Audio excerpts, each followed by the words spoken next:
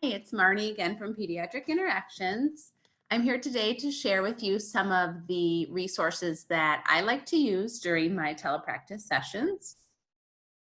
Some of the resources I'm going to share are probably things you've already heard of and aren't too fancy, but I find them to be useful in my sessions, and hopefully some of you will learn something new.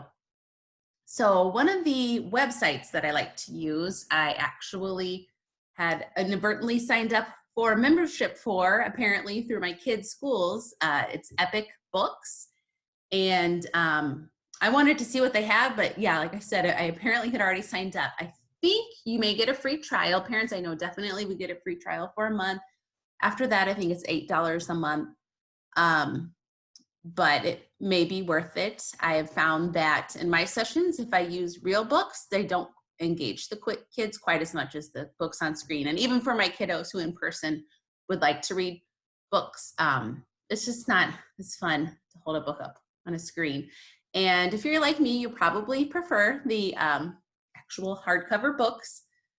But I find with this, the other nice thing is that if a parent does decide to sign up and they're able to with the Epic website, then they can carry over some of the strategies that we've used with the books during our session. So this is what it looks like, and I'll show you some of the books I've used.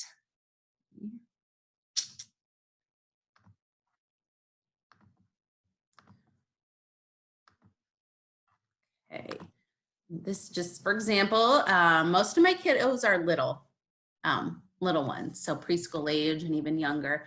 But here's one, for example, I used today with my kiddo working on prepositions, cat up, cat down. You can play the book and it will read it for the kid and highlight each word as it's being read, or you can read it yourself, do the same thing, and like we probably do is change the words to suit the kids' goals.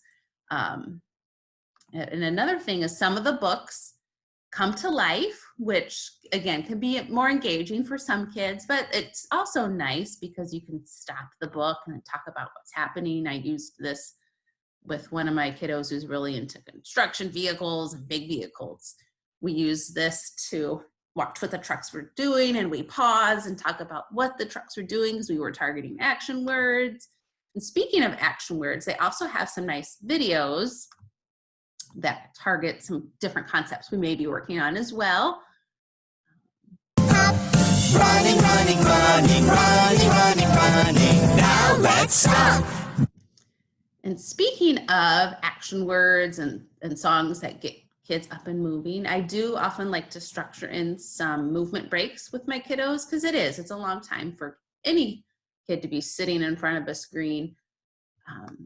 So I'll just, do a Google search of, I did a Google search of preschool songs with actions. And this is actually some of these songs I use during my face-to-face sessions. A lot of kids really respond nicely to it, like the Shake Your Sillies Out song by the Learning Station. This is one by the Learning Station. I really like this one. And they have other songs with movement as well. They get those kids up and moving, work on their imitation skills. And I may also have some of the songs up so the kids can choose and they can tell me what the song choice, what the picture looks like, or tell me whatever capability with whatever their capabilities are, what song they want to hear. And another website that goes along with movement is called Gonoodle. If you have your own kids or you work in elementary school, you may already be familiar with this website. Again, it's something I learned about through my kids' school. We've used it for several years and I really like it, especially on those crummy days when we're stuck inside, but that's just a little plug for Gonoodle. But what I like is has a lot, again, songs with movement for those structured movement breaks or to work on motor imitation, but they also have a channel called Flow that has some really nice mindfulness activities and kind of calm down activities to help with kids who need, the state regulation. And another resource I'd like to use, again, it's not anything too exciting or well, I guess this one is speech therapy related, but I will try to find a video of something I may be targeting in my EI session, either a skill or strategy. Because if it's out there, then I can send the family the link, and so they have it. For example, I was working with a family and getting their kiddo to use some signs, and so we were wanting to introduce a few signs. So I Googled baby signing time, and you can purchase the videos, but also there's somebody compiled some of the videos out there. Lit Mobile popped over this wireless battery bank for an unboxed. Anyway, it had some of the food signs and some of those early signs we might use with a family.